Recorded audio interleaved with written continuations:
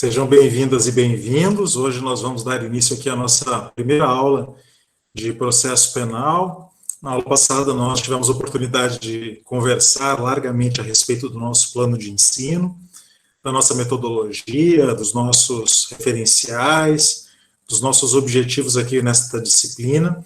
E hoje nós vamos, enfim, mergulhar um pouco no processo penal, na dogmática do processo penal, que é o que nos interessa nessa disciplina.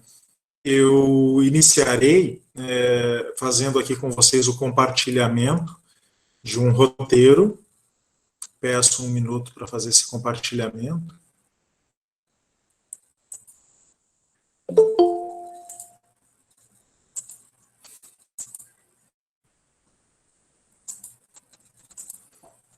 Perfeito.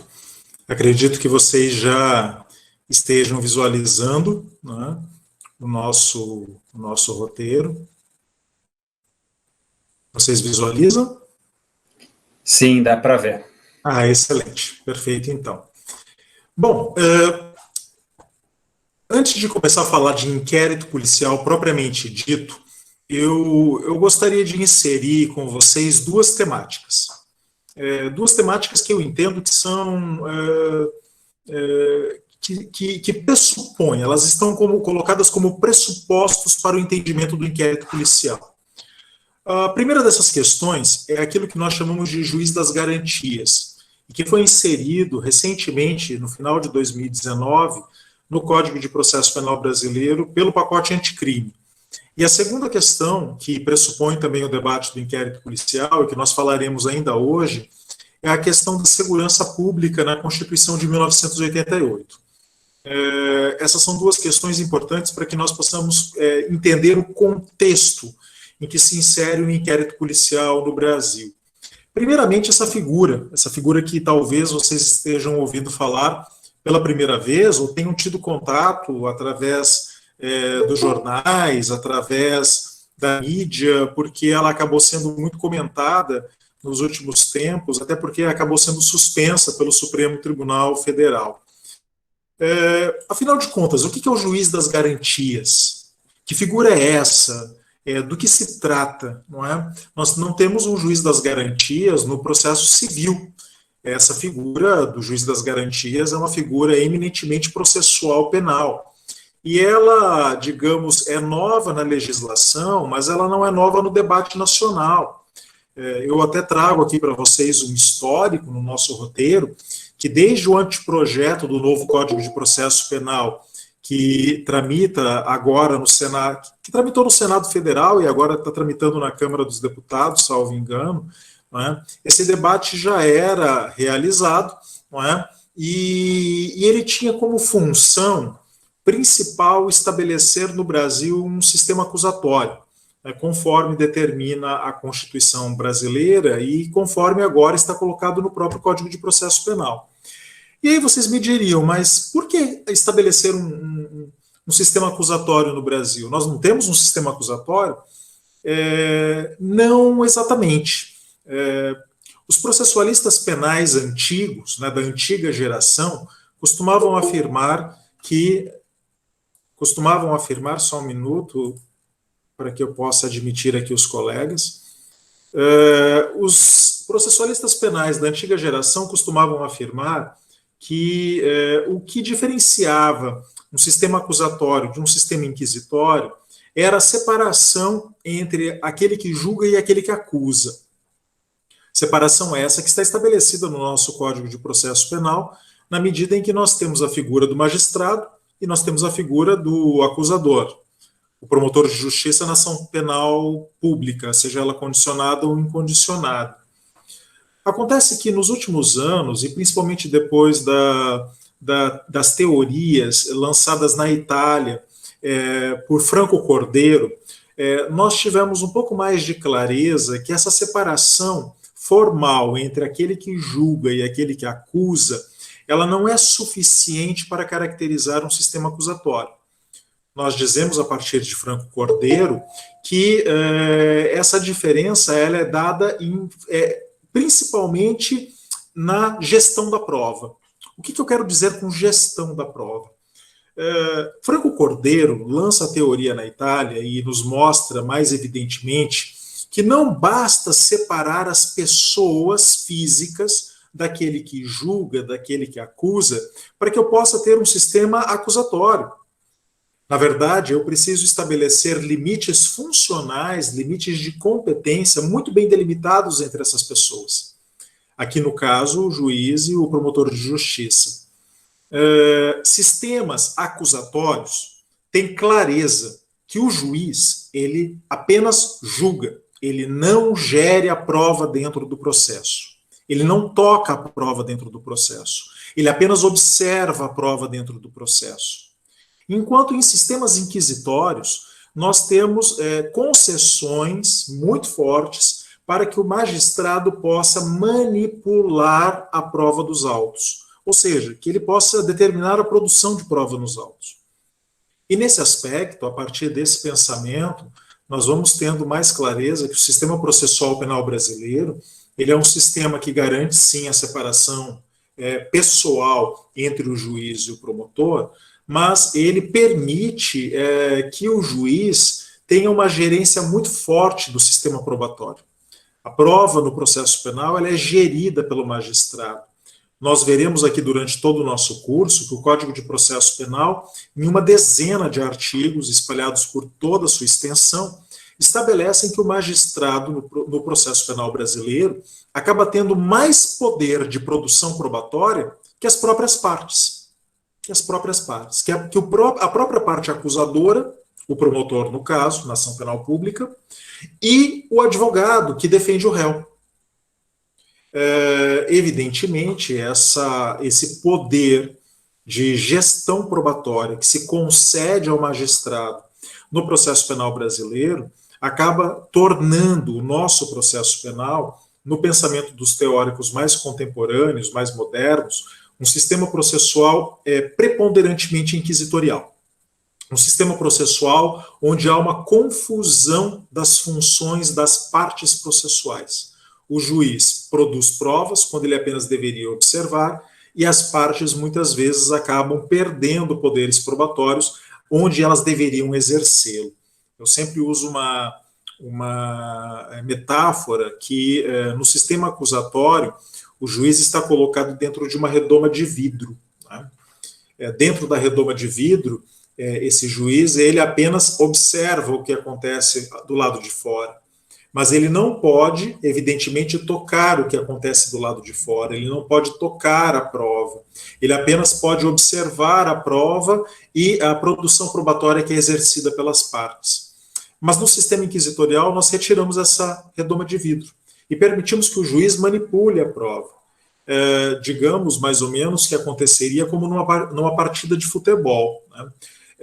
Uma partida de futebol é um sistema acusatório muito clássico, né? Onde eu tenho dois times jogando uma partida e eu tenho um magistrado que não participa das jogadas. Ele está vetado de participar das jogadas. Seria inconcebível para qualquer um de nós aqui assistirmos uma partida de futebol onde o magistrado pudesse dar um toque na bola para o time, pudesse cobrar um pênalti, onde ele pudesse realizar qualquer atividade de contato com a bola, qualquer atividade de interferência no próprio jogo. Muito pelo contrário, na partida de futebol, o que nós observamos é um juiz que apenas dita as regras do jogo, ou seja, ele apenas observa se as partes estão seguindo rigorosamente as regras formais estabelecidas no tabuleiro deste jogo. Não é? Mas qualquer interferência do juiz na partida em si, ela é considerada ilegítima. Eu sempre brinco que no sistema processual penal brasileiro o que nós temos é um juiz que joga a partida. Tá? Um juiz que pode dar toquinhos na bola, um juiz que pode, às vezes, até cobrar alguns pênaltis ou algumas faltas.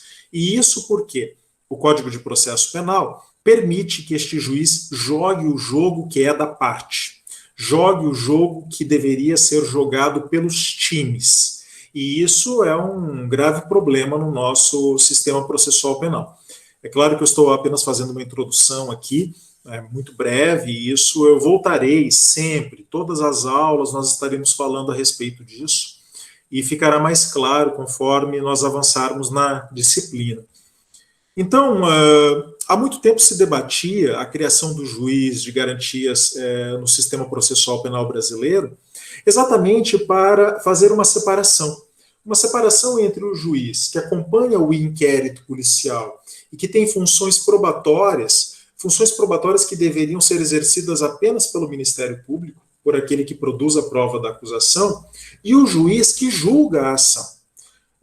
Vejam, não é incomum, até hoje, e isso porque o juiz das garantias está suspenso pelo Supremo Tribunal Federal, que uma vara, numa mesma vara, tramite um inquérito policial, que sejam produzidas provas dentro deste inquérito policial e que, uma vez ofertada a denúncia pelo Ministério Público, o mesmo magistrado que acompanhou os autos de inquérito policial, determinando produções probatórias neste inquérito, seja o magistrado que terá competência para julgar a ação penal, para chegar até o final numa sentença.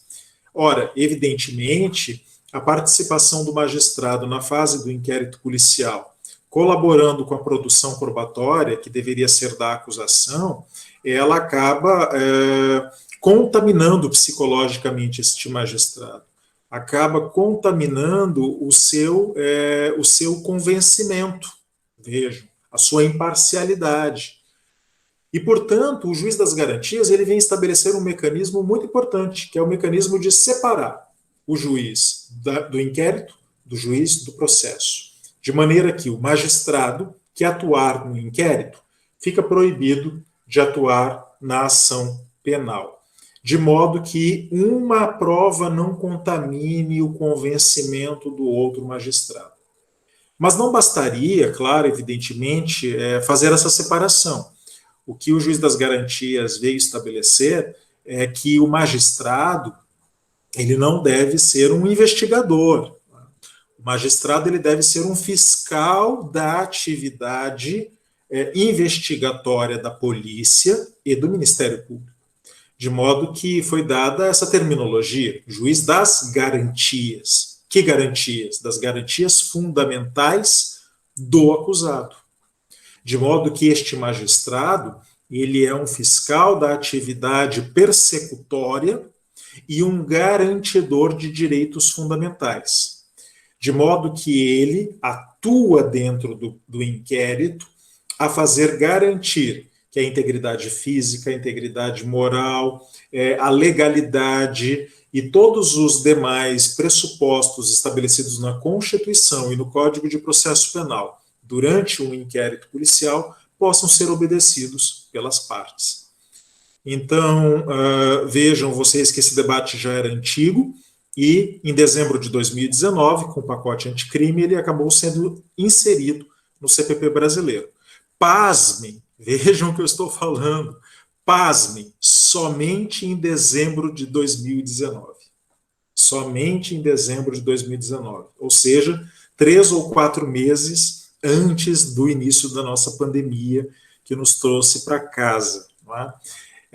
Acabou sendo inserido esse artigo 3A, que diz: o processo penal terá estrutura acusatória. Até então, meus caros, não havia nenhuma menção à estrutura acusatória no Código de Processo Penal brasileiro. Nenhuma. Absolutamente nenhuma. Só agora nós temos esta menção.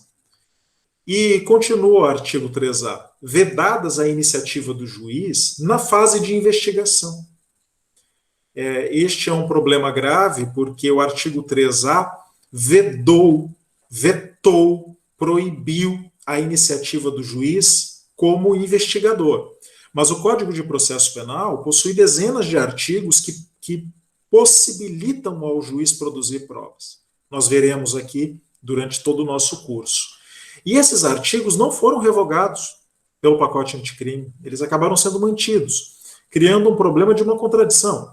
É claro que esta norma do artigo 3A, ela pode ser oposta às normas anteriores, porque lex posteriori derogat lex anteriori, evidentemente.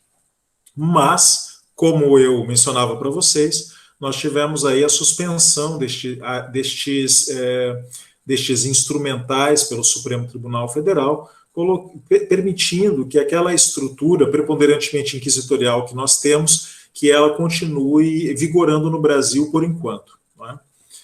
Vejam vocês, portanto, que está vedada pelo artigo 3A agora a iniciativa do juiz na fase da investigação e a substituição da atuação probatória do órgão de acusação, de modo que não mais poderia o juiz realizar um papel que pertence ao Ministério Público, que é o de investigar dentro das suas atribuições, que é o de acusar dentro das suas atribuições. Vocês encontrarão nos artigos 3B, 3C e 3D do Código de Processo Penal o significado desse juiz das garantias, que acaba sendo responsável pelo controle da legalidade da investigação criminal e pela salvaguarda dos direitos individuais, cuja franquia tenha sido reservada à autorização prévia do Poder Judiciário. E aí vocês encontrarão um rol de competências que tentam estabelecer esta salvaguarda dos direitos individuais. Eu peço que vocês façam uma leitura como tarefa de casa depois desses artigos. Vejam vocês que a competência do juiz das garantias, portanto, ela abrangeria todas as infrações penais, eu disse todas as infrações penais, e isso porque existem alguns movimentos tentando dizer agora que o juiz das garantias não se aplicaria, por exemplo, aos crimes de violência doméstica onde se aplica a Lei Maria da Penha, ou os crimes, ou o juiz das garantias não estaria estabelecido para certos crimes em certas circunstâncias. Essa separação não foi feita pela lei, muito pelo contrário.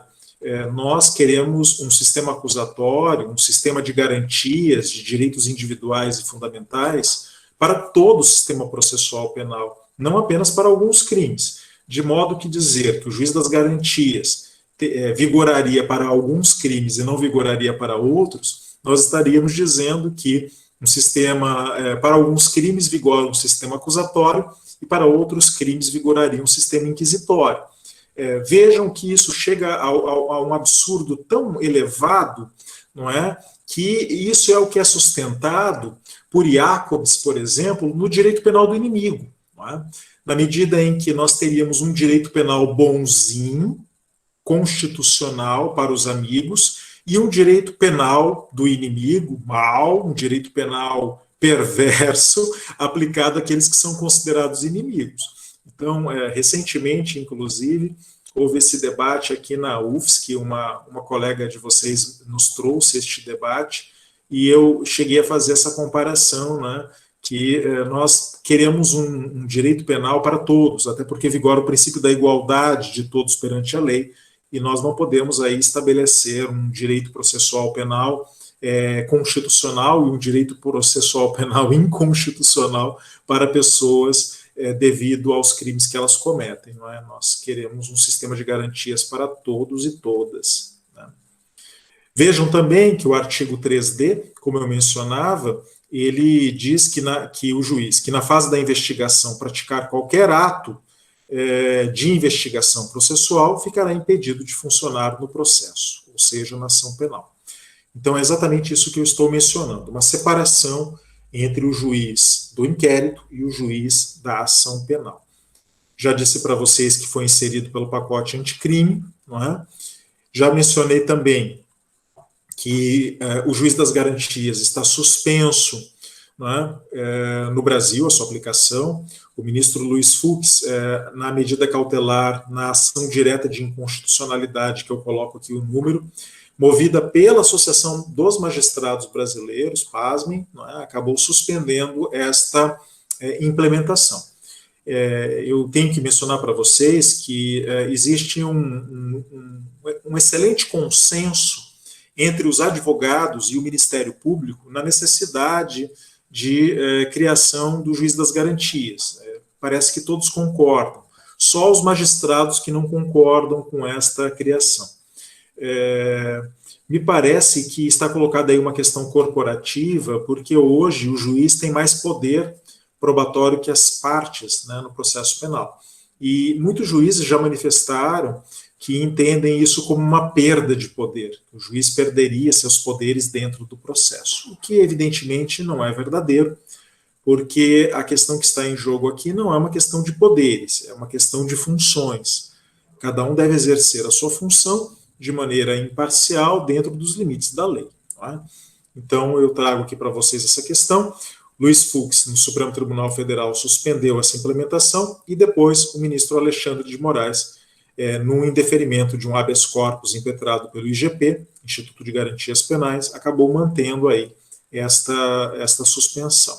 Então, nós ainda não temos o juiz das garantias no Brasil implementado de fato, embora nós tenhamos ele já estabelecido na lei desde 2019. Eu, inclusive, escrevi um artigo sobre essa temática, que eu já mencionei para vocês ali no nosso plano de ensino.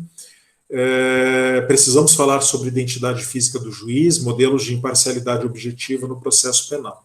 Está na Revista Brasileira de Ciências Criminais.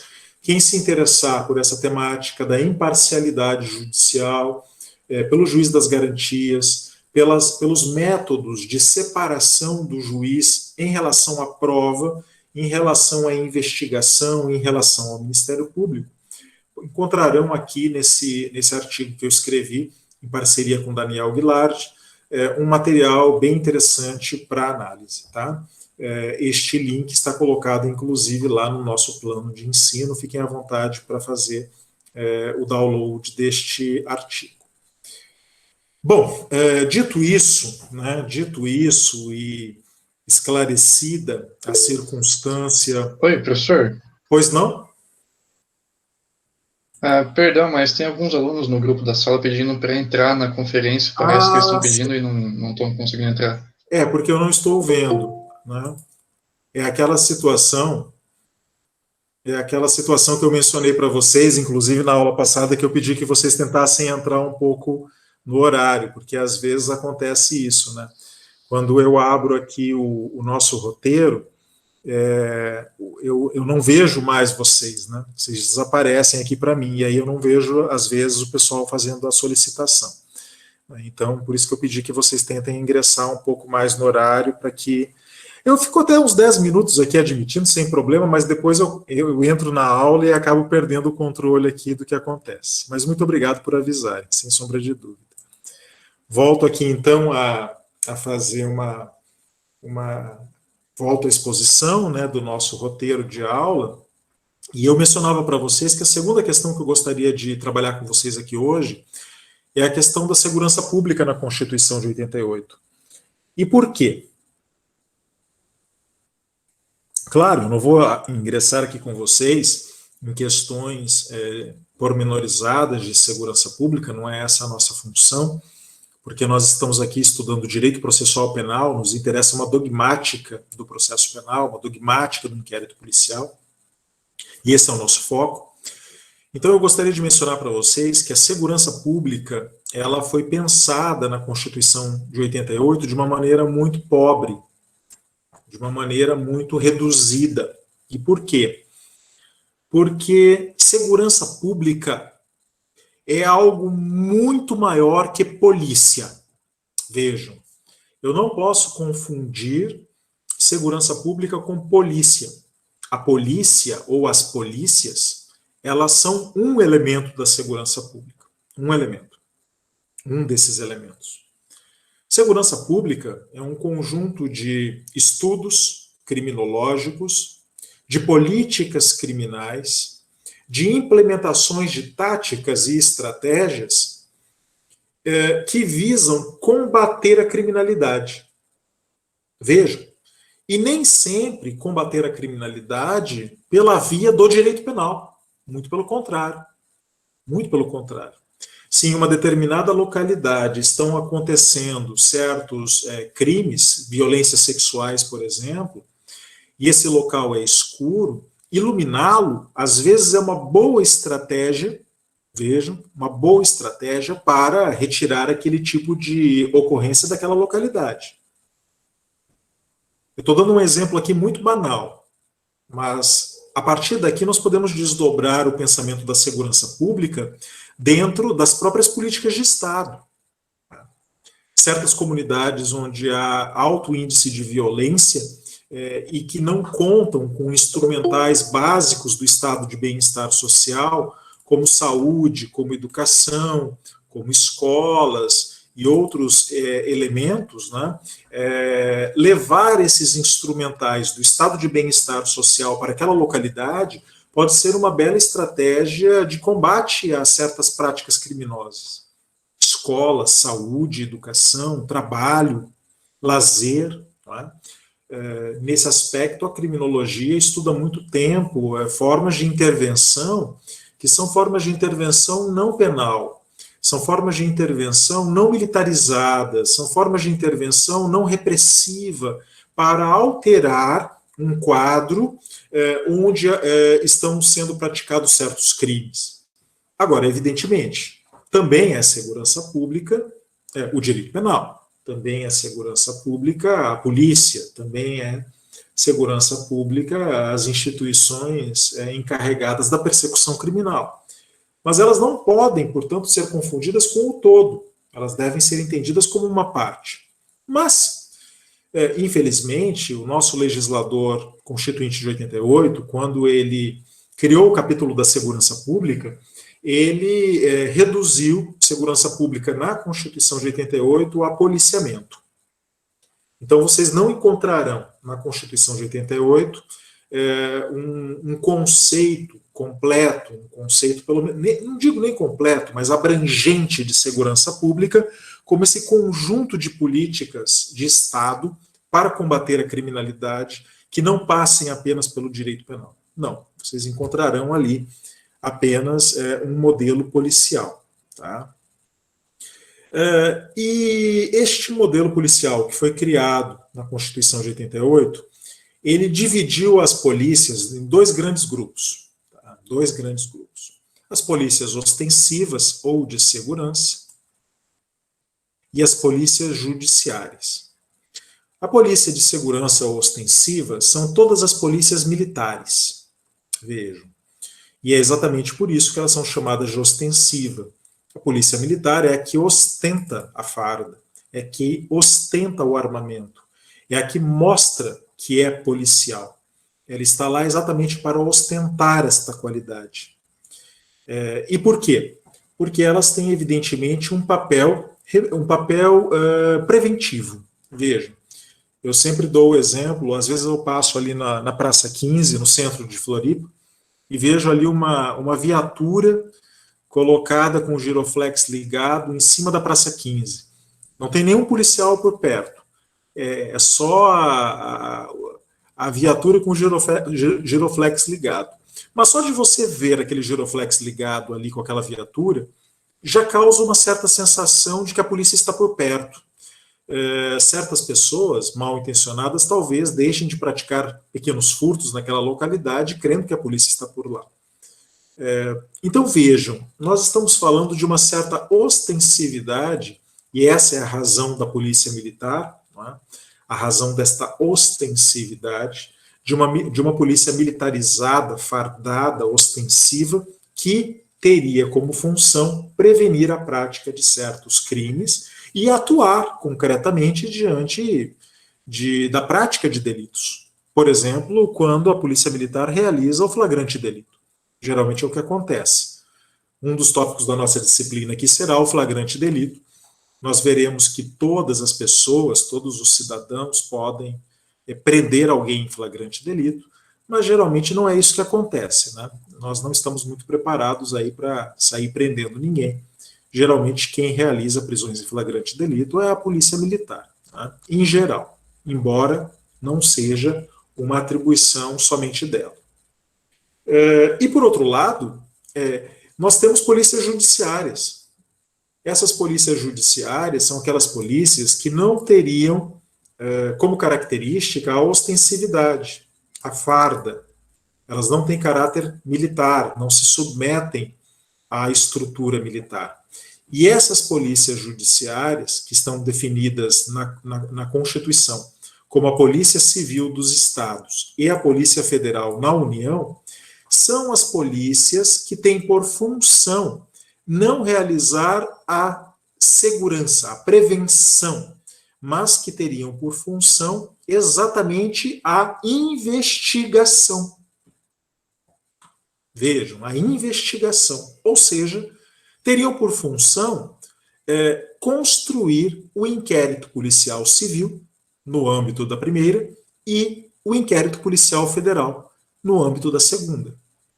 Vejam, quero deixar muito claro, eu não estou dizendo aqui que as polícias militares não têm funções investigativas. Sim, elas têm, elas investigam também. Tanto que nós temos no âmbito das polícias militares o inquérito policial militar.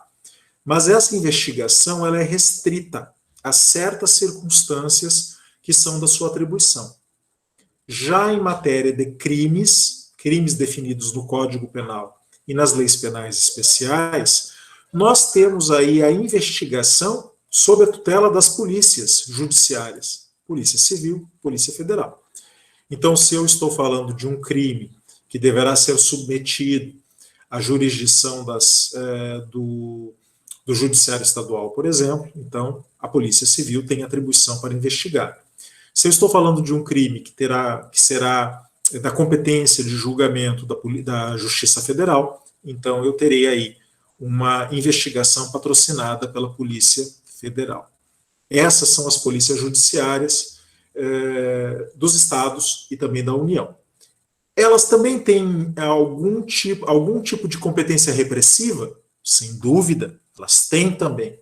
A Constituição definiu, sim, inclusive a repressão ao tráfico ilícito de entorpecentes, ao tráfico ilícito de pessoas. Essas polícias também têm um poder repressivo. Mas preponderantemente, vejam, vigora entre as polícias militares a repressão e entre as polícias judiciárias a investigação. Essas são as tarefas preponderantes de cada uma, embora elas tenham residualmente alguma atribuição da outra, né, da anterior. Perfeito? O nosso sistema processual penal, ele admite também as investigações particulares, tá? Eu não vou aprofundar isso agora, porque é matéria posterior, não é? Mas eu já vou citar para vocês que nós admitimos investigações particulares realizadas pelos advogados, é a chamada investigação defensiva. Nós temos um tópico especial sobre a investigação defensiva no final desta aula, né, de inquérito policial. E nós também temos no Brasil a figura dos detetives particulares, que só recentemente foram regulamentados em lei em 2017. Tá? Aqui, inclusive, sobre os detetives particulares, vigora muita incompreensão. E por quê?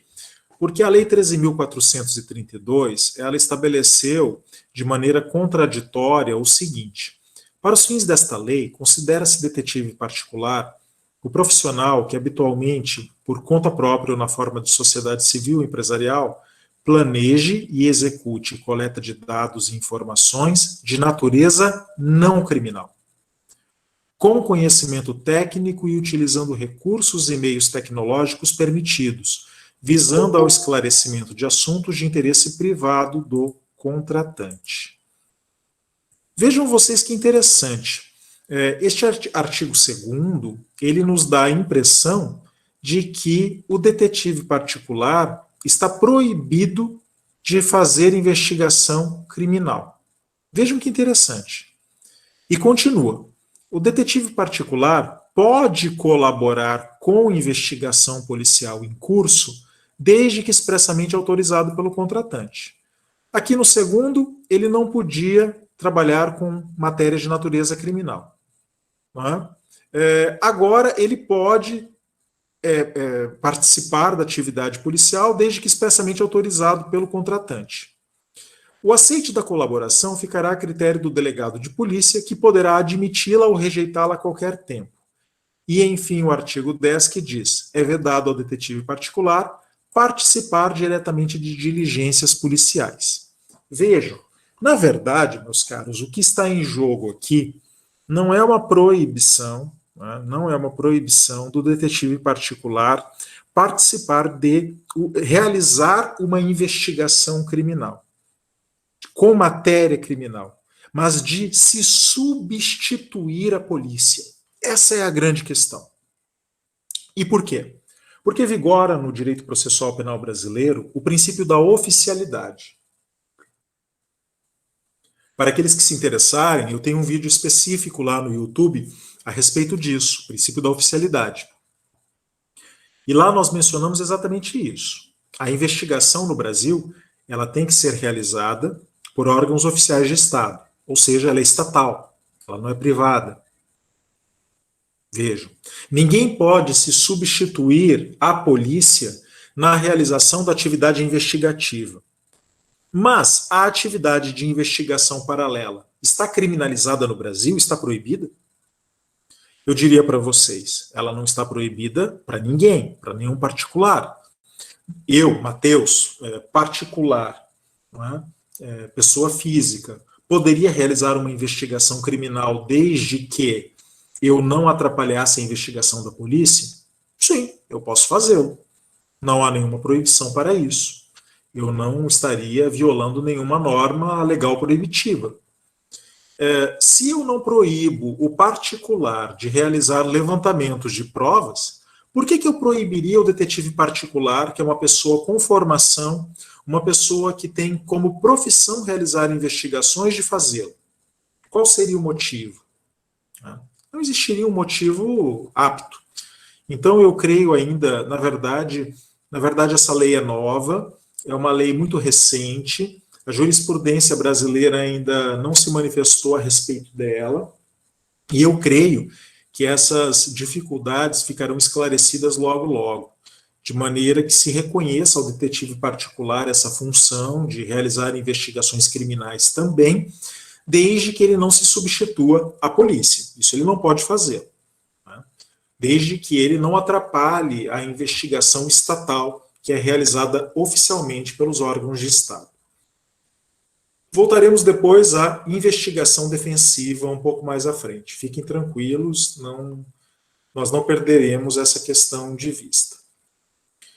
Olha, dito isso, né, feitas essas duas introduções, falado um pouco a respeito do juiz das garantias e também da segurança pública no Brasil, eu fico mais tranquilo para que nós entendamos o contexto do inquérito policial. Veja, para fins de processo penal, que nós estamos estudando aqui, não nos interessará muito a polícia de segurança ou ostensiva, a polícia militar. Tá? Nós não estamos aqui estudando o direito processual penal militar. O nosso direito processual penal é o civil. Tá? Portanto, o que nos interessará aqui nesta disciplina são as polícias judiciárias, a polícia civil e a polícia federal, tá? Que são os órgãos encarregados com atribuição de investigar e confeccionar o inquérito policial. E é deste inquérito policial, como ele está definido no Código de Processo Penal, que nós vamos tratar a partir de agora. Tá? Primeiramente, afinal de contas, o que é um inquérito policial? Tá? Nós vamos ver aqui alguns detalhes muito importantes. Primeiramente, eu trago aqui para vocês uma definição que nós podemos fazer a leitura e depois ir desdobrando. O inquérito policial, primeiro, é um procedimento administrativo. Primeira coisa a ser fixada. O IP é um procedimento administrativo, que tem por finalidade apurar um fato delituoso, colhendo dados sobre a infração, sua autoria, materialidade, enfim, juntando as provas necessárias para que o titular do exercício do direito de ação possa exercitá-lo. Meus caros, percebam, para que, e agora eu preciso fazer aqui uma digressão, para que o Ministério Público, que é o Dominus Litis, possa ofertar uma denúncia por um crime, o que ele precisa? Ele precisa de duas coisas, basicamente. Ele precisa de prova da materialidade e de indício suficiente de autoria. São os dois elementos que ele precisa. Claro, ele tem um fato aparentemente típico, que configura um crime, e deste fato ele precisa ter prova da materialidade, e prova da materialidade nós veremos mais à frente, a prova da materialidade é a prova da existência do crime. Por exemplo, num crime de homicídio, o cadáver. Eu tenho o cadáver periciado, eu tenho o laudo necroscópico, eu tenho o laudo de necropsia daquele cadáver que demonstra que aquele sujeito perdeu a vida em razão de um ato violento. E com isso eu consigo provar a materialidade de um delito. E eu preciso ter aí algum início de prova da autoria, que eu não posso oferecer uma denúncia contra ninguém, contra um sujeito indeterminado. Esses são os dois elementos que o Ministério Público precisa para ofertar uma denúncia. E não apenas o Ministério Público, também o querelante na ação penal privada. Ele também, para ofertar uma queixa-crime contra um querelado, ele precisa ter prova da autoria, prova da materialidade e indício suficiente de autoria. Então, qual é a finalidade do inquérito policial? A finalidade do inquérito policial é auxiliar o Ministério Público nessa função. Claro, o inquérito policial tem como função recolher as provas que o Ministério Público precisa para ofertar a denúncia. De modo que a atividade do inquérito policial e a atividade do Ministério Público estão intrinsecamente interligadas. Veja, não é à toa que muitos sustentam que nós deveríamos acabar no Brasil com a figura do delegado de polícia e estabelecer como presidente do inquérito policial o promotor de justiça. Embora eu ache que aí há uma certa confusão, porque eles exercem papéis diferentes, né? O delegado de polícia, ele é preparado nas técnicas da investigação. O Ministério Público não é preparado para isso, ele é preparado para exercitar a ação penal. São funções diferentes e complementares. Né? Mas alguns sempre sustentam que o Ministério Público deveria ser aí uma espécie de delegado, uma espécie de presidente do inquérito policial. Né? Embora eu creia que isso não seja tão conveniente assim. Né? O inquérito policial, ele não é obrigatório. Não é obrigatório. Eu só posso oferecer uma denúncia se eu tiver um inquérito policial. A resposta é não. Absolutamente não. Se o Ministério Público tiver em mãos a prova da materialidade e os indícios suficientes de autoria, fora de um inquérito policial, independentemente de um inquérito policial, ele pode oferecer a denúncia? Sim, pode. E o querelante pode oferecer a queixa-crime em face do querelado sem um inquérito policial? Pode. Vou dar um exemplo aqui. Uma injúria, por exemplo, que tenha sido praticada por escrito pela internet. Bastaria que aquele sujeito fizesse o print screen daquelas páginas, demonstrasse o seu autor, a identificação do seu autor, e ali as fotos do Facebook do sujeito, do Instagram, onde ele colocou a ofensa. Nós teríamos aí prova da materialidade e bons indícios de autoria que poderiam guarnecer uma queixa-crime sem a necessidade de um inquérito policial. Então, o inquérito policial não é obrigatório, mas na prática, ele acaba acontecendo em quase todos os casos. Não é? Em quase todos os casos. Porque quando acontece um crime, alguém precisa fazer a coleta dessas provas. E geralmente quem faz a coleta dessas provas é exatamente a polícia judiciária. Então é muito comum que vocês vejam em praticamente todos os crimes um inquérito policial. Mas saibam desde já que ele não é algo obrigatório. Não é necessária a presença do inquérito policial para que uma denúncia ou uma queixa-crime sejam ofertadas. Bom, eu mencionei para vocês aqui que ele é um procedimento. Né? O que significa ser um procedimento? Ser um procedimento significa que eu tenho uma sucessão de atos no tempo, menos contraditório e ampla defesa. Vejam, O que diferencia um procedimento de um processo é exatamente isso. No procedimento, eu tenho mera sucessão de atos no tempo sem contraditório e ampla defesa. O contraditório e ampla defesa é o sal e a pimenta que temperam o procedimento e transformam o procedimento em processo. Aqui, no inquérito policial, eu não tenho contraditório, eu não tenho ampla defesa. Portanto, eu tenho apenas um procedimento. Vejam vocês, inclusive, que no processo judicial, que é dotado desses direitos fundamentais, nós dizemos que o réu é um sujeito de direitos. Ele pode se defender, ele tem direito a participar ativamente do processo. No inquérito policial, o investigado não é sujeito de direitos, ele é objeto da investigação, de modo que ele não participa do inquérito policial como uma parte. Ele não tem o direito a propor provas, ele não tem o direito a solicitar diligências, ele não tem o direito a opinar na atividade investigatória do delegado. Não. Pode fazê-lo? Pode fazê-lo.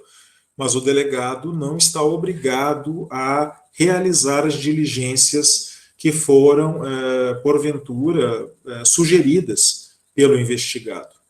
Então, não tem um contraditório, não tem uma ampla defesa. Professor, mas o advogado não participa ativamente do inquérito policial? Sem dúvida. O advogado ele participa do inquérito policial ativamente para fiscalizar a legalidade e o respeito aos direitos fundamentais, aos direitos humanos do investigado. E deve fazê-lo. Mas a participação em contraditório e em ampla defesa, apresentando peças, apresentando recursos, apresentando diligências, essa possibilidade não está dada neste procedimento. Procedimento que é unilateral, que é feito pelo Estado para investigar infrações penais. Bom, ele é um procedimento e é um procedimento administrativo. E por que administrativo? Porque não há exercício de jurisdição. Mas, professor, o senhor mencionou agora há pouco que o juiz participa do inquérito policial. Seja o juiz das garantias, ou seja o juiz normal, que nós temos ainda hoje. Sim, o juiz participa. Mas não se estabelece no inquérito policial uma relação triangular. Aquela relação clássica que nós conhecemos no processo, que é a relação entre o juiz, o promotor e o acusado, em contraditório e ampla defesa. Nós não temos isso. Nós temos aqui apenas um magistrado que fiscaliza se os direitos fundamentais estão sendo realizados, obedecidos. Mas nós não temos aqui relação jurídico-processual. Nós temos apenas procedimento de natureza administrativa. Disse também que a finalidade é formar a opinio delicti do titular do direito de ação, no nosso caso aqui o Ministério Público, e dar embasamento probatório para que a ação tenha justa causa. Vocês ouvirão eu falar muito aqui dessa terminologia, justa causa. Tá? Justa causa em processo penal é uma das condições da ação.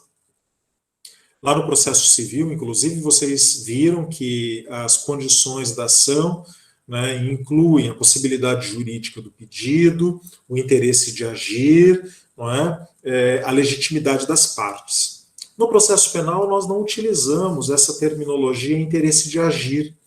Nós falamos nas outras duas, mas o interesse de agir aqui, ele se transforma em justa causa. Né? E a justa causa é exatamente a presença dessas provas que eu estou mencionando. Que provas? Que provas que eu mencionei? Eu mencionei aqui a prova da materialidade e os indícios suficientes de autoria.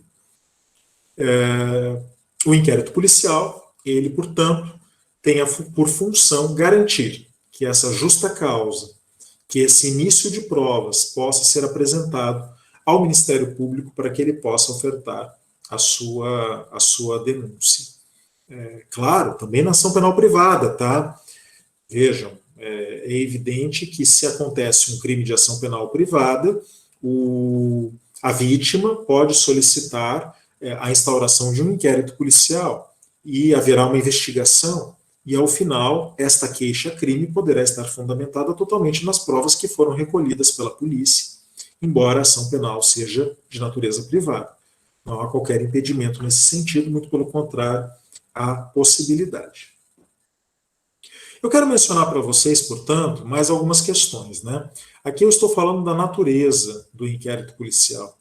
Procedimento administrativo para formar a opinião delicti do Ministério Público ou do querelante. Mas eu gostaria também de mencionar algumas características que o marcam, né? Algumas características muito interessantes. Veja, o inquérito policial, ele é marcado pela informalidade. Informalidade. Nesse aspecto, eu quero me deter um pouco, porque dizer que o inquérito policial é informal não significa dizer que o inquérito policial é arbitrário. Não é a mesma coisa. A informalidade significa que não há rigorismo formal na ordem dos trabalhos. Só isto. Só isto. Fica mais claro se vocês se lembrarem lá do processo civil, do devido processo legal. O que significa o devido processo legal? Uma das dimensões do devido processo legal é que existe um procedimento previamente definido em lei que deve ser obedecido pelas partes e pelo magistrado. No processo penal também. Então eu tenho lá, por exemplo, a audiência de instrução e julgamento. Na audiência de instrução e julgamento, primeiro se ouve a vítima. Ouvida a vítima, eu passo a oitiva das testemunhas. Só depois de ouvida a vítima e as testemunhas, eu interrogo o acusado. E uma vez interrogado o acusado, possibilita ao Ministério Público apresentar alegações finais orais e depois alegações finais orais pela defesa. Essa ordem dos trabalhos, ela é uma ordem rigorosa. Rigorosa. Eu não posso inverter essa ordem. Eu não posso chegar numa audiência de instrução e julgamento e começar interrogando o acusado. E depois do interrogatório do acusado, passar a oitiva da vítima e das testemunhas. Aí depois, na hora da apresentação das alegações finais, passar primeiro a palavra para a defesa e por último para o Ministério Público. Porque eu estou fazendo o quê? Eu estou realizando uma inversão tumultuária do processo. E a inversão tumultuária do processo, ela ocasiona uma violação do devido processo legal. Essa ordem tem uma motivação, ela tem uma função. A acusação sempre fala primeiro e a defesa sempre fala depois, por uma questão óbvia. Então, quando eu inverto tumultuariamente esta ordem, eu ocasiono uma violação ao devido processo legal.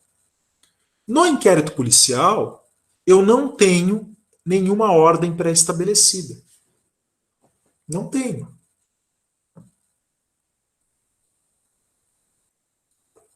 E por quê? Porque se eu tivesse uma ordem estabelecida, eu estaria matando a investigação. Matando. Veja. O investigado saberia qual é o próximo passo que a polícia dará. E, portanto, ele poderia se preparar. Não. Aqui, cada inquérito policial, investigando cada um crime diferente do outro, porque em direito penal, quem gosta de lidar com situações artesanais vai gostar muito do direito penal. Porque o direito tributário, o direito trabalhista, o direito administrativo, muitas vezes eles lidam com situações em massa, né? Tudo meio igual, né? Aquelas petições todas meio iguais, aquelas situações de massa, de processos em massa. Agora, no direito penal, não. No direito penal, cada caso é um caso. Cada caso é uma pérola. A pérola nunca é igual à outra. ela não é fabricada por um mecanismo, ela é fabricada por um ser vivo. E aquele ser vivo, cada pérola que ele constrói com uma delicadeza, com um esmero que a torna única. E o processo penal é assim, né? Tanto para o advogado, quanto para o juiz, quanto para o promotor, e quanto também para a polícia, para o delegado, que deverá, em cada caso concreto, estabelecer uma estratégia, uma tática de investigação, algo que possa levar ao bom termo aquele inquérito policial. E é por isso que eu não tenho um rigorismo formal na ordem dos trabalhos, que, volto a repetir, não se confunde jamais com arbitrariedade. O delegado está submetido à lei, está submetido à legalidade, aos direitos fundamentais, e não pode violar a legalidade, não pode violar os direitos fundamentais. Mas dentro deste contexto, desta moldura, ele tem liberdade para estabelecer a ordem dos trabalhos. Segundo, o inquérito policial é inquisitorial. Veja, eu comecei essa aula, inclusive, mencionando que nós queremos estabelecer no Brasil um sistema acusatório. Mas o inquérito policial, ele não é acusatório. O inquérito policial é sempre inquisitório. Essa é a sua característica, a inquisitoriedade. Um inquérito policial que não fosse inquisitorial não seria um inquérito policial. Seria, talvez, uma ação, mas jamais um inquérito. Então, nós precisamos ter clareza que o inquérito sempre é inquisitorial, que o investigado é objeto da investigação, de que não há contraditório nem ampla defesa. Existem muitas propostas de acabar com o inquérito policial, mas essa é uma outra questão. Enquanto o inquérito policial for inquérito policial, ele será inquisitorial. Outra característica muito interessante é a sigilosidade. E aqui, meus caros, nós vamos fazer uma diferença que eu não fiz até agora. Vejam, eu estou falando ao mesmo tempo em investigação e em inquérito policial. Mas agora nós vamos precisar diferenciar a investigação do inquérito. São coisas diferentes, claro. A investigação é o conjunto dos atos realizados pelo delegado e pela polícia, civil ou federal, para buscar as provas de autoria e de materialidade. O inquérito não é a investigação. O inquérito é o caderno. É o caderno, é o autuado. É o conjunto de documentos produzidos para documentar a investigação. Então, não são a mesma coisa. Não são a mesma coisa. E o artigo 20 do Código de Processo Penal, o que ele estabelece é que sigilosa é a investigação, não o inquérito. Essa é uma questão fundamental.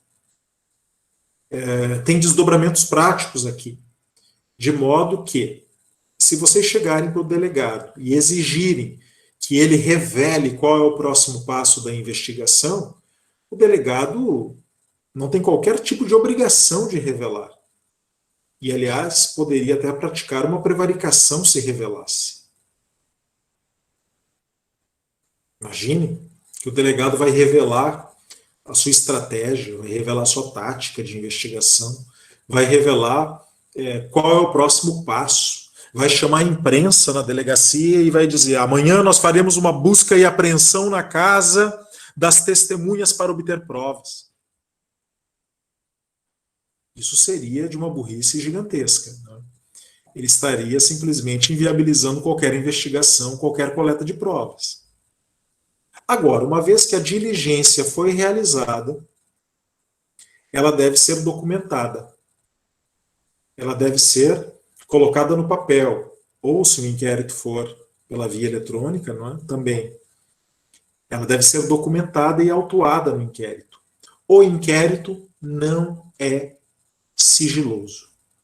O inquérito não está cobertado pelo sigilo. Vejam, muito pelo contrário. O inquérito pode e deve ser acessado pelo investigado e pelo seu advogado a qualquer momento. Então, não é incomum que na delegacia hajam dois procedimentos: o procedimento da investigação, daquilo que está em curso, e o inquérito, como autuado, caderno de autuação dos documentos que comprovam a realização da investigação. Repito, o advogado e o investigado têm direito fundamental a acessar o inquérito policial a qualquer momento, mas eles não têm direito a obter informações sobre os próximos passos da investigação, porque ela é sigilosa. E a documentalidade eu acabei mencionando junto com a sigilosidade, não é? O inquérito policial ele tem forma escrita. Todos os atos devem ser reduzidos a termo. Todos. Nós não estamos falando aqui de um procedimento paralelo, nós estamos falando de um procedimento oficial. Ele é informal? É informal, não tem ordem.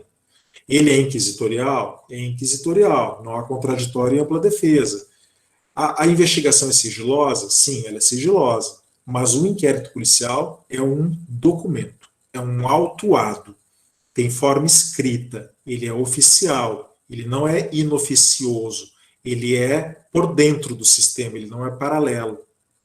E, portanto, nós precisamos ter esse documento como uma forma de garantir os direitos do acusado, e não apenas os direitos do acusado, para que nós possamos garantir a integridade da prova.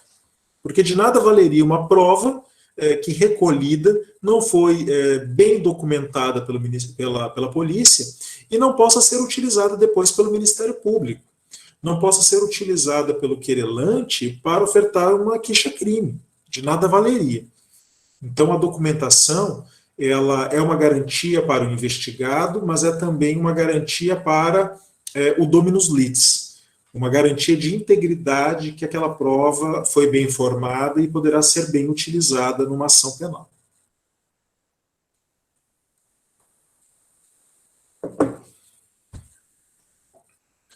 Vejam, eu inclusive mencionava agora há pouco para vocês, né, que o inquérito policial não é obrigatório, que o inquérito policial poderia inclusive ser dispensado em certas circunstâncias.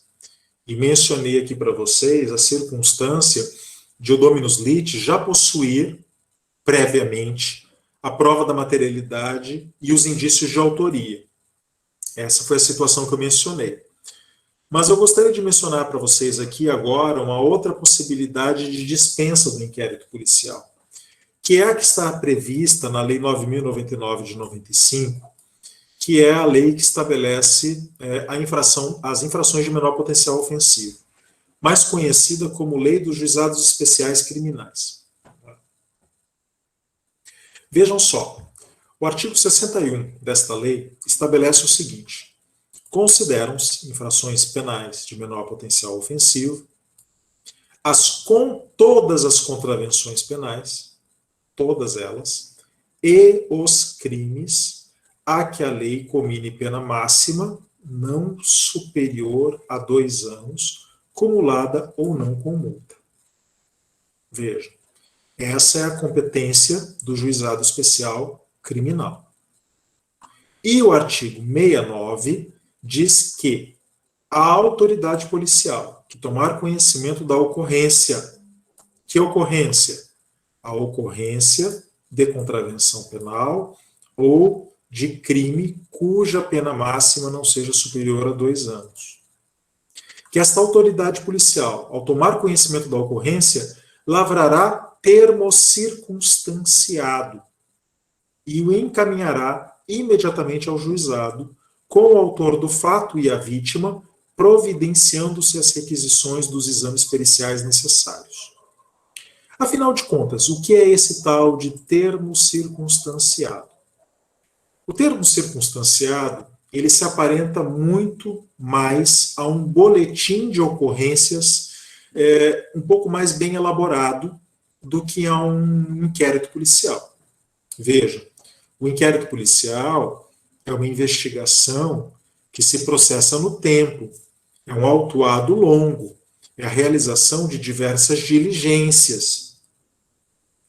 O legislador de 1995, ele considerou que nestes crimes, também chamados crimes anões, não haveria aí economicidade em realizar o inquérito policial.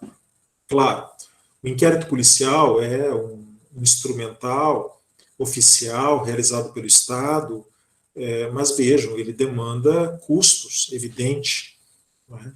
O inquérito policial é caro, caro no sentido de que ele custa para os cofres públicos, que ele custa tributariamente. Nós, tributariamente, arcamos com todas as funções de Estado, inclusive com a realização dos inquéritos policiais. Então, o que o legislador previu foi a realização de uma espécie de boletim de ocorrências, onde ficaria circunstanciadamente baixado a termo o fato, assumidos certos compromissos pelo infrator, para que o inquérito policial não seja realizado. Então, a princípio, se eu estou falando de uma contravenção penal, se eu estou falando de uma infração de menor potencial ofensivo, não abriremos um inquérito policial, por economia processual, por economia procedimental. Realizaremos, então, o termo circunstanciado, circunstanciando o fato, o autor, a vítima, e solicitando que este autor assuma o compromisso de comparecer ao juízo na audiência marcada, audiência essa onde o Ministério Público poderá lhe oferecer a transação penal, onde o Ministério Público poderá lhe oferecer uma suspensão condicional do processo, onde poderá, inclusive, realizar uma conciliação civil, uma composição civil do dano com a vítima, de modo que numa ação penal, num crime de ação penal privada ou num crime de ação penal pública condicionada, essa composição fosse capaz aí de gerar uma renúncia ao direito de queixa ou ao direito de representação, levando ao arquivamento dos autos o termo circunstanciado. Vejam. Então, é exatamente isso. Em infrações de menor potencial ofensivo, nós não teremos aí a figura do inquérito.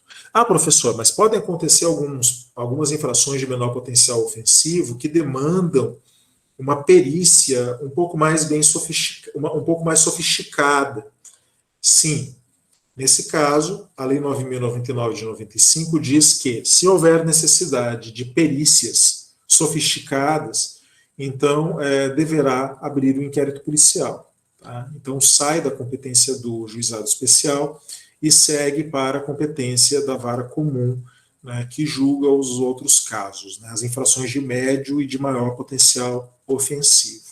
Mas, a princípio, não é esse o desejo da lei, em princípio, não é o desejo do legislador, o desejo aqui foi o de economizar, visto que nós vivemos numa sociedade de mais de 200 milhões de habitantes, uma sociedade onde a polícia é demandada de maneira bastante elevada, não tem recursos para realizar tantas investigações, muitas vezes de crimes ou infrações de menor importância, né? E, portanto, o que nós quisemos aqui, o legislador, né, quis aqui, foi economizar esses valores para investi-los principalmente em investigações mais sofisticadas, de crimes que demandam, sim, uma investigação mais aprofundada. Perfeito?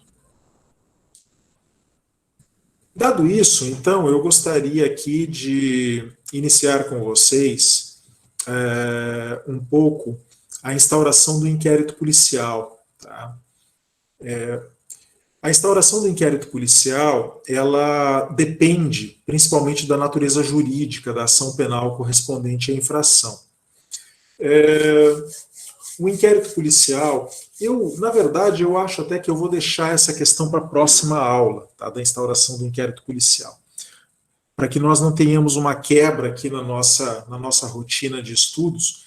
Eu vou tomar a liberdade de parar o compartilhamento e deixo aqui para que nós possamos entrar na instauração do inquérito policial, porque eu quero chamar a atenção de vocês para algumas características da ação penal pública, condicionada, na incondicionada, na privada.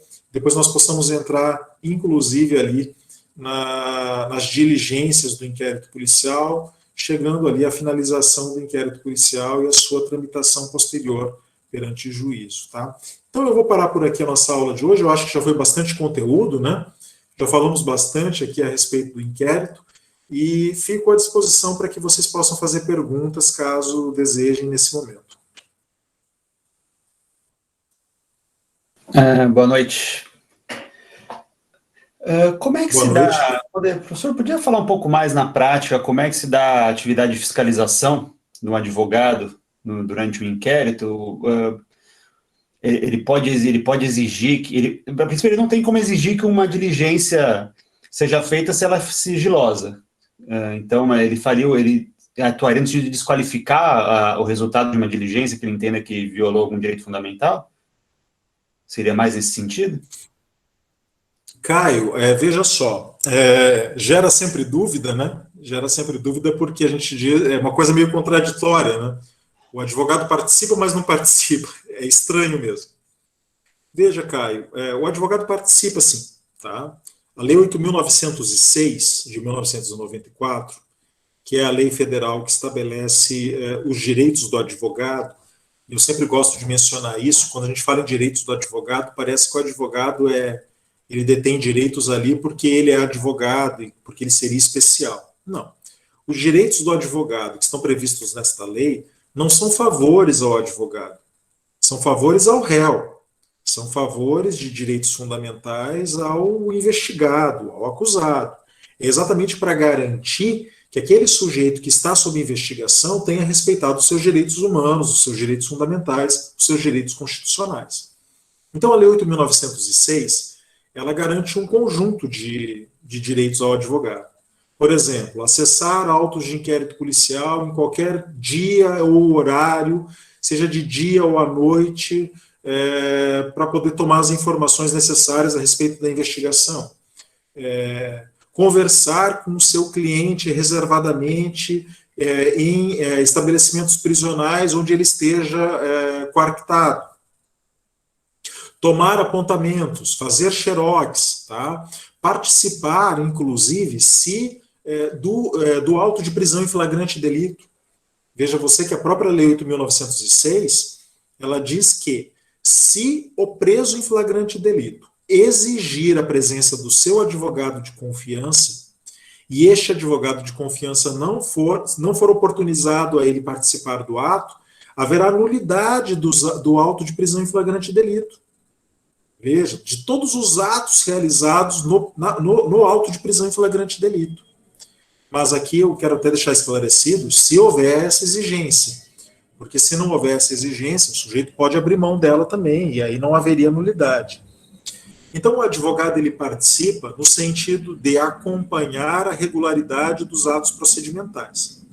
Eu mencionei para vocês aqui que o inquérito é informal, mas a prisão em flagrante delito, por exemplo, não é. E a prisão em flagrante delito, ela está no bojo dos autos de inquérito policial. Toda vez que eu prendo um sujeito em flagrante delito, eu inicio o inquérito policial, automaticamente. E o auto de prisão em flagrante delito, ele é rigorosamente formalizado no Código de Processo Penal. De modo que eu tenho que obedecer etapas e cumprimento de requisitos. Qualquer deslize do delegado vai gerar uma nulidade do inquérito, do auto de prisão em flagrante delito. E a nulidade do auto de prisão em flagrante delito faz com que ele perca sua capacidade coercitiva. Então eu relaxo a prisão do sujeito. Veja. Então o advogado, ele acompanha e ele conhece a lei, ele conhece o Código de Processo Penal e ele acompanha os atos do flagrante delito e do inquérito buscando nulidades, procurando a possibilidade de anulações, a possibilidade de uma liberdade. Não é? Por exemplo, uma busca e apreensão. A própria Constituição diz que a busca e a apreensão ela deve ser realizada de dia e com mandado. Imaginem vocês que a busca e apreensão fosse realizada à noite. Então está lá o advogado para fiscalizar e para chamar a atenção do juiz e dizer, olha, teve uma busca e apreensão à noite, não foi cumprido o requisito do mandado, apontando, portanto, as falhas procedimentais ou as falhas de legalidade que surgem. E com isso ele vai garantindo que os direitos do acusado possam ser realizados. Né? Um laudo pericial, que foi realizado lá no IGP, só que foi um laudo pericial realizado sem fundamentação. O perito não fundamentou.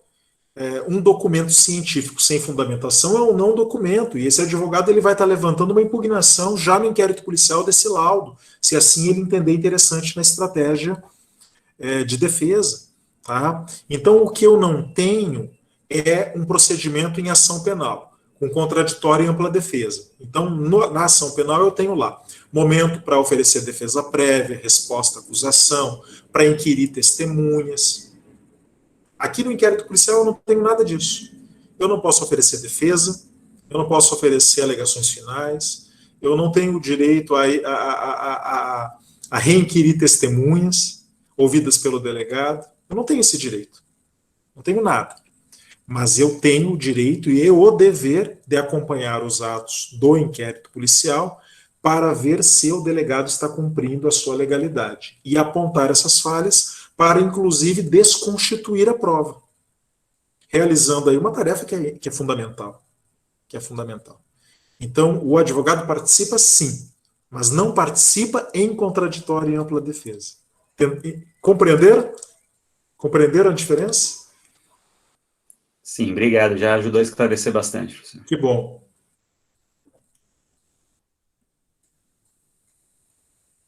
Professor, boa noite. Boa noite, Rodrigo, né? Isso. A minha dúvida é a seguinte, o senhor mencionou que fez a diferenciação entre o inquérito, né, e a investigação.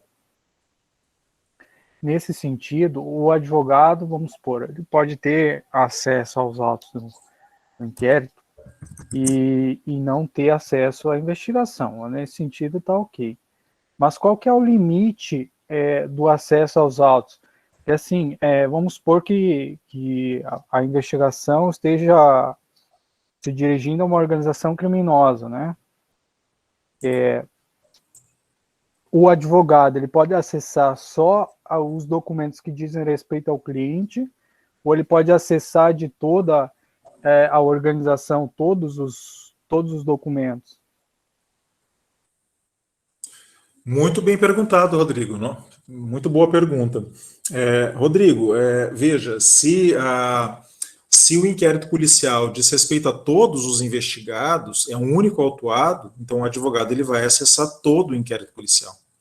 Até porque a investigação ela não se dá individualmente como você colocou. Nesse caso, ela é uma investigação total. E o advogado ele precisa ter a visão do todo, para ele poder, inclusive, fazer essa defesa. Para que ele possa apontar as falhas. Então, o advogado ele vai ter acesso total ao inquérito policial. É como eu mencionei para você, a polícia ela não é obrigada a revelar detalhes investigatórios, mas uma vez que a investigação foi documentada, transformada em inquérito policial, esse inquérito policial pode e deve ser acessado pelos advogados, todos, se há coautores, que é o caso que você menciona. Então, não há essa limitação. Não, eu só vou oferecer aqui para você provas documentos que eu entendo, que eu, delegado, entendo, que são referentes ao teu cliente. E esse aqui eu vou omitir. Não. Se o delegado fizer isso, ele está cometendo, inclusive, crime de abuso de autoridade. Tá? E se houver aí uma denúncia no Ministério Público contra ele, ele poderá ser processado por isso. Inclusive, eu quero lembrá-lo, Rodrigo, que existe a súmula vinculante, súmula vinculante só pode ser do Supremo Tribunal Federal, número 14, né, que estabelece exatamente isso que eu estou mencionando, que o advogado tem esse direito, que é de ordem absoluta, a acessar os autos de inquérito policial, onde, porventura, ele tem ali um constituinte, né, alguém que lhe deu procuração para realizar a sua defesa. Então, não existe essa limitação que você mencionou. Tá? Pouco importa se é uma organização criminosa. Poderia surgir uma outra pergunta. Mas e se for um crime sexual? Se for um crime envolvendo criança e adolescente, não haveria sigilo da investigação? E essa é uma questão muito interessante, porque vocês verão na prática alguns juízes decretarem segredo de justiça em inquérito policial. Não é? Só que vejam, eu perguntaria para vocês, onde está escrito no Brasil que existe segredo de justiça em inquérito policial? O próprio nome é segredo de justiça, segredo em ações, que já tramitam perante o Poder Judiciário. O Judiciário decretar um segredo de justiça num inquérito, eu estou aí misturando as atividades do juiz com a atividade investigativa, primeira coisa.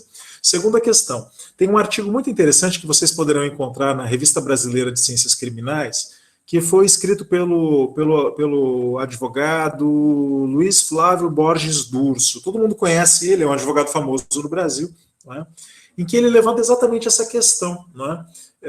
Ele fala, olha, onde está escrito no Brasil que inquérito policial pode ter decretado segredo de justiça? O que nós temos é o artigo 20 no Código de Processo Penal dizendo que a investigação é sigilosa. E nós temos a prática de alguns juízes do Brasil que decretam segredo de justiça em inquérito policial. Mas cadê a legalidade disso? Onde isso se sustenta? Qual é o artigo de lei que permite isso? E nós sabemos que se nós não encontrarmos aí um fundamento legal, nós podemos estar tendo aí, né, uma decretação de um segredo de justiça ilegal, algo que não poderia ser feito, né, e que a prática acabou tornando aí corriqueiro, né, porque parece meio óbvio, não, mas é para proteger a vítima, é para proteger o sujeito. Olha, eu vou dizer para vocês, é claro que o que nós vemos, né, vou dar um exemplo aqui. Quando alguém é investigado, tá, é muito normal, eu descobri que estou sendo investigado no inquérito policial. Eu vou conversar com um monte de advogados, eu não vou conversar com um advogado. Eu vou conversar com o Matheus, eu vou conversar com a Daniele, com a Gladys, com a Luna, com a Márcia, com a Eduarda. São o pessoal que está aparecendo aqui para mim no Meet, né? Eu vou conversar com todo mundo. Eu vou conversar sobre preço, eu vou conversar sobre estratégia, tá? O que você me orienta? Qual é a melhor orientação? Então é normal que apareçam 5, 6 advogados na delegacia para ver um inquérito policial. E é por isso que a Lei 8.906 não exige procuração para eu acessar o inquérito policial. Então eu posso acessar como advogado o inquérito policial mesmo sem procuração. E por quê?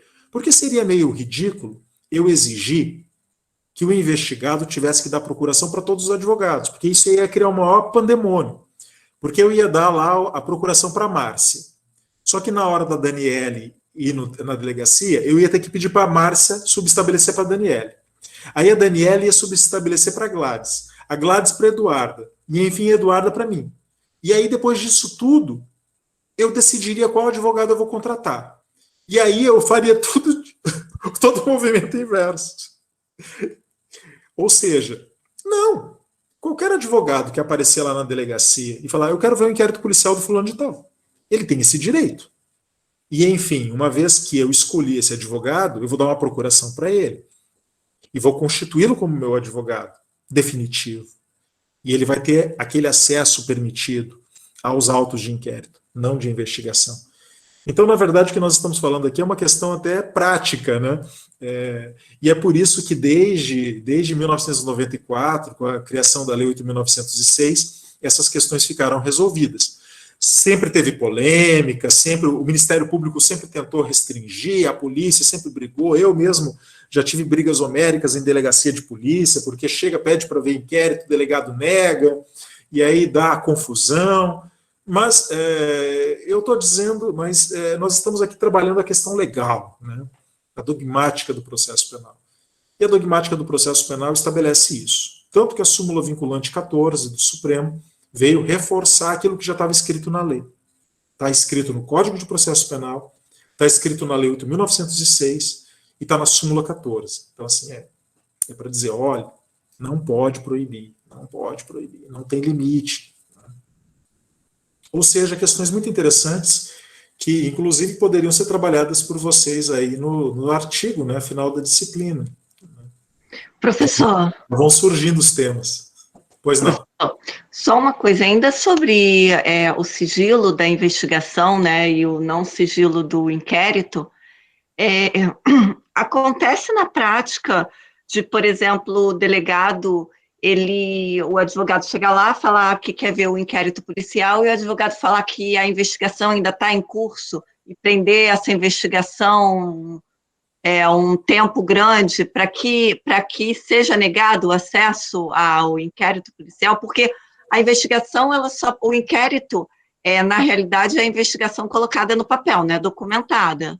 Entendi. Isso ainda não foi documentado. Se ainda está em curso a investigação, é comum isso acontecer? Márcia, olha só, veja, toda diligência realizada tem que ser colocada no papel imediatamente. Não pode deixar para depois. Daqui uma semana eu vou fazer. Sabe por quê? Porque se o delegado fizer isso, ele está cometendo crime de prevaricação. Ele está cometendo crime de abuso de autoridade. Então está vinculado a isso. Realizou a diligência, hoje uma busca e apreensão, chegou na delegacia, o ato tem que terminar, não fica para depois. Tá? A busca e apreensão foi realizada hoje, então chega na delegacia, tem que fazer o reconhecimento do objeto, tem que baixar a termo o que foi recolhido.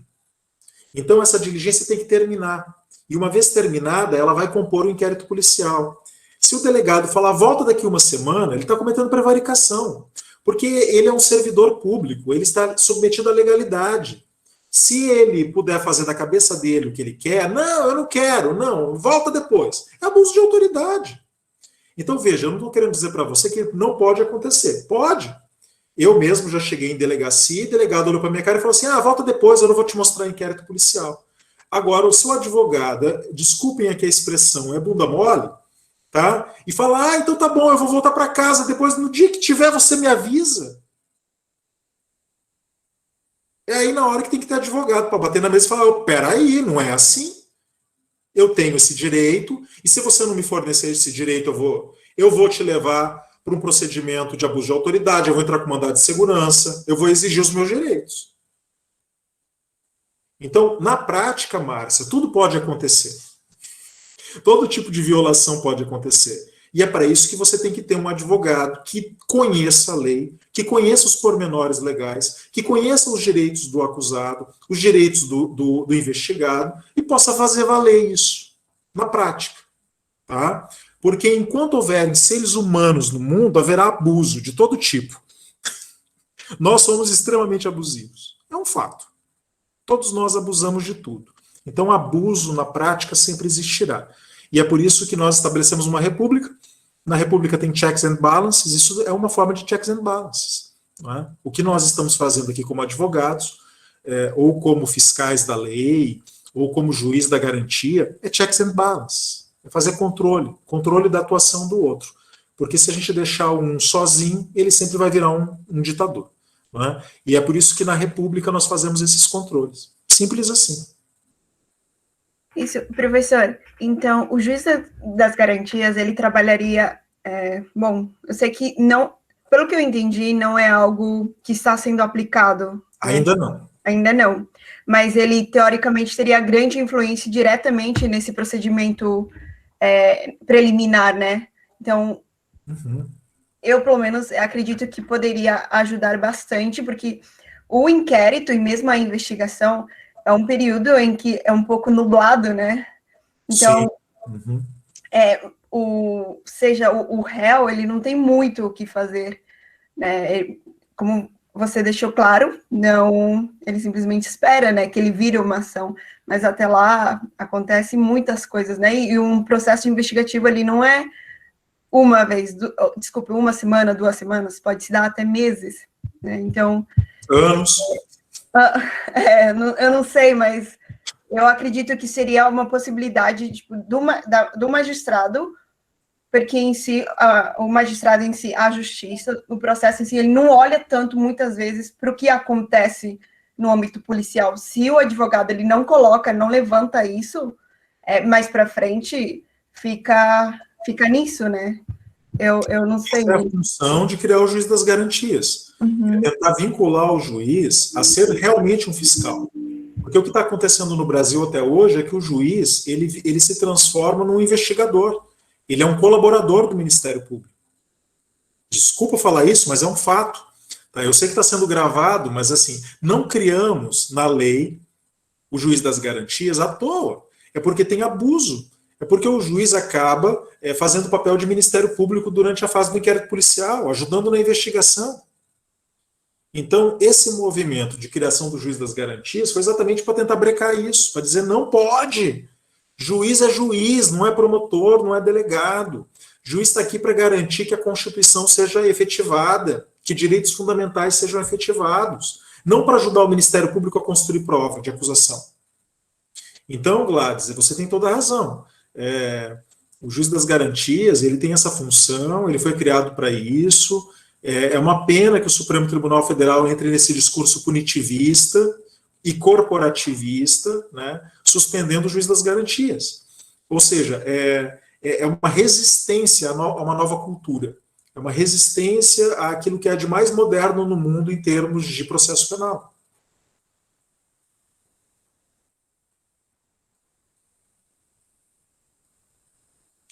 À vontade.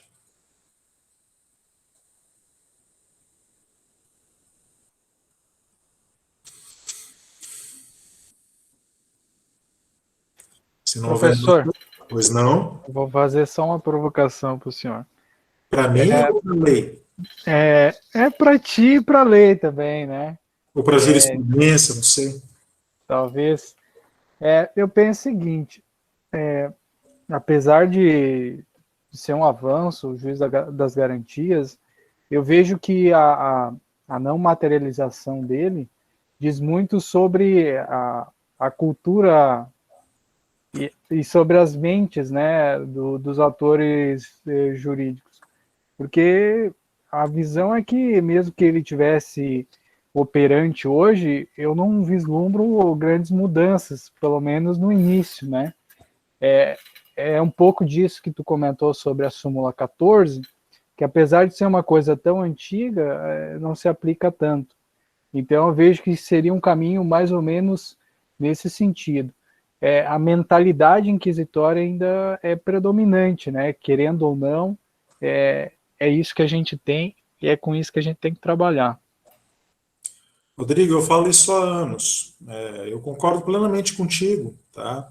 O professor Jacinto Nelson de Miranda Coutinho, que é um dos autores no Brasil, um dos caras que pensou o juiz das garantias, quando propôs lá atrás o anteprojeto do novo Código de Processo Penal, aquele que eu mencionei para vocês que começou a tramitar no Senado na época do José Sarney, ele dizia exatamente isso. Não adianta colocar no Brasil um código acusatório, não adianta colocar o juiz das garantias se não mudar a mentalidade. Por quê? Porque vai ter resistência. E é exatamente o que está acontecendo. Os juízes brasileiros se acostumaram a uma mentalidade inquisitorial. Eles se acostumaram a ser partícipes do Ministério Público. Se acostumaram. E não querem perder isso. Gostaram disso. Então tem que ter mudança de mentalidade. Concordo plenamente com você. Em círculos mais restritos, né, no meu grupo de pesquisa ou entre os meus orientados, eu menciono isso. Olha, ficar acreditando que nós vamos criar o juiz das garantias e que no dia seguinte nós vamos estar no paraíso é de uma inocência gigantesca, né? Vocês podem colocar aqui para mim o Código de Processo Penal mais acusatório possível. Nós não vamos chegar no paraíso. Não vamos chegar no paraíso. Mas eu também não posso cair no cinismo de dizer, se o ser humano ele acaba com tudo, então assim, então dane-se, então que fique esse daí, não vai mudar nada. Então nós temos que fazer algumas alterações, nós temos que fazer alguns bloqueios, nós temos que criar alguns semblantes aí, né? Como a psicanálise diz, tem que criar alguns semblantes. As pessoas têm que obedecer pelo menos certos critérios de racionalidade. É por isso que nós exigimos que o juiz fundamente a sentença. No fundo, ele pode estar pensando, eu vou condenar esse cara porque eu não gosto dele. Acontece.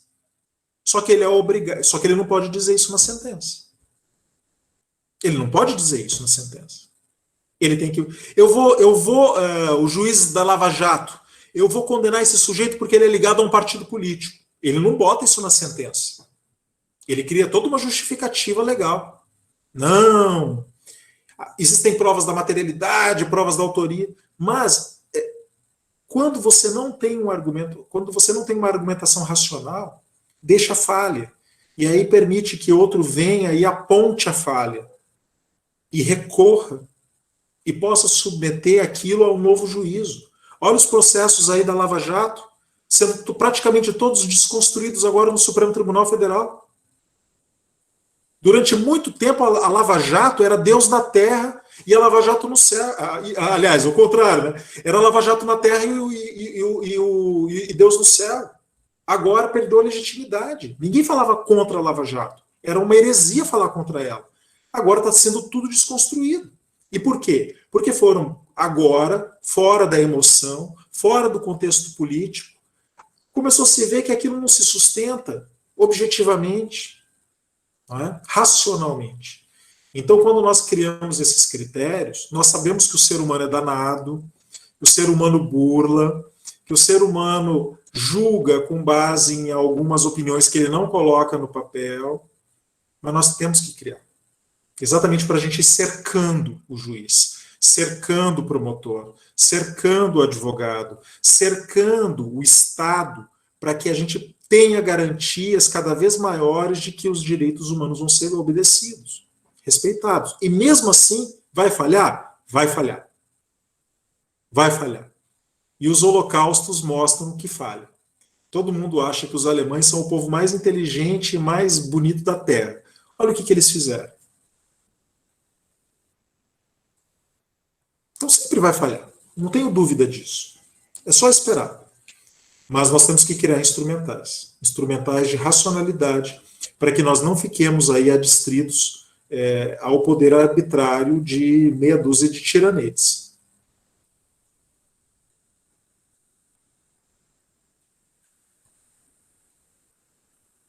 Tá certo, professor. Eu indiquei ali no chat o seminário em homenagem ao Franco Cordeiro, eu assisti ano passado, bem interessante, do Observatório da Mentalidade Inquisitória. Muito bem nessa linha que o senhor falou. Obrigado, Rodrigo. Inclusive, o Franco Cordeiro morreu recentemente. Uma grande perda para a gente. Obrigado, eu vou anotar aqui e vou assistir depois. Beleza, professor. Obrigado pela aula. Eu que agradeço. Mais alguma pergunta?